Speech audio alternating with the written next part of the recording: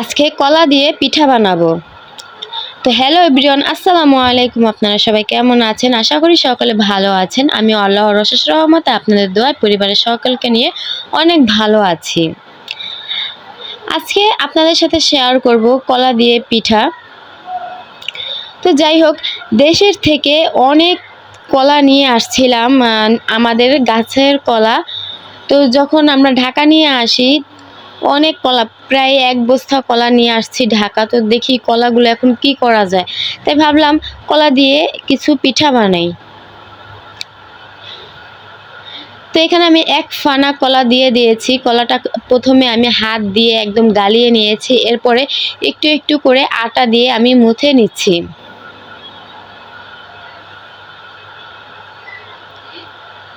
এখানে চিনি, লবণ এগুলো দিয়ে দিয়েছি পরিমাণ মতো। যেহেতু কলাটা খুব মিষ্টি, গাছের কলা, একদম ফরমালিন ছাড়া কলা, এজন্য আর কি চিনিটা কম দিয়ে দিয়েছি। কলাটা অনেক মিষ্টি।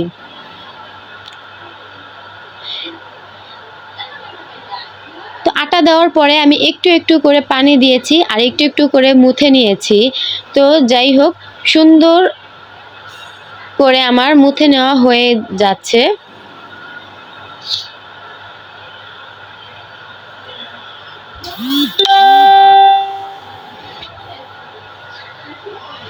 এখন পিঠাগুলো আমি ভেজে নেব। তো তেল দিয়ে দিয়েছিলাম আগেই। তেলটা গরম হয়ে যাওয়ার পরে আমি একটু একটু করে গোল্লা গোল্লা করে দিয়ে দিচ্ছি। অনেকে এটা কলার পিঠাও বলে, কেউ আবার গোল্লা পিঠাও বলে। তো যাই হোক, আমরা কলার পিঠাই বলি।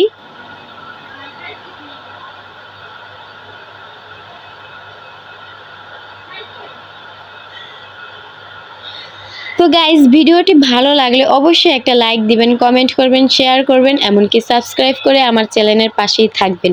আর অলরেডি যারা আমার চ্যানেলটিকে সাবস্ক্রাইব করে দিয়েছেন তাদেরকে অসংখ্য অসংখ্য ধন্যবাদ।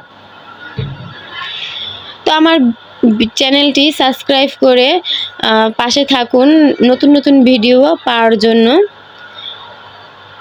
তো পিঠার এক পিঠ হয়ে গেছে, আমি উল্টিয়ে পাল্টিয়ে দিচ্ছি।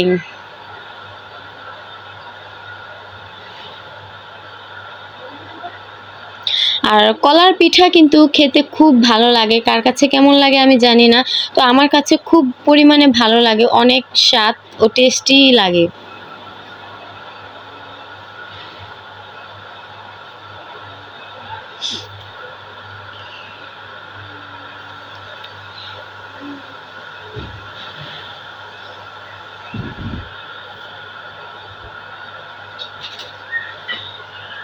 যাই হোক, এক হাত দিয়ে আমি ক্যামেরা ধরেছি আর এক হাত দিয়ে আমি কলার পিঠাগুলো ভেজে নিচ্ছি, এজন্য খুব পরিমাণে আমার কষ্ট হয়েছে।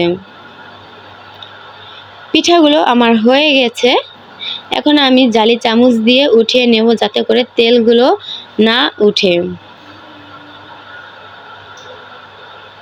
তো আজ এ পর্যন্তই। সুস্থ থাকবেন, ভালো থাকবেন সবাই।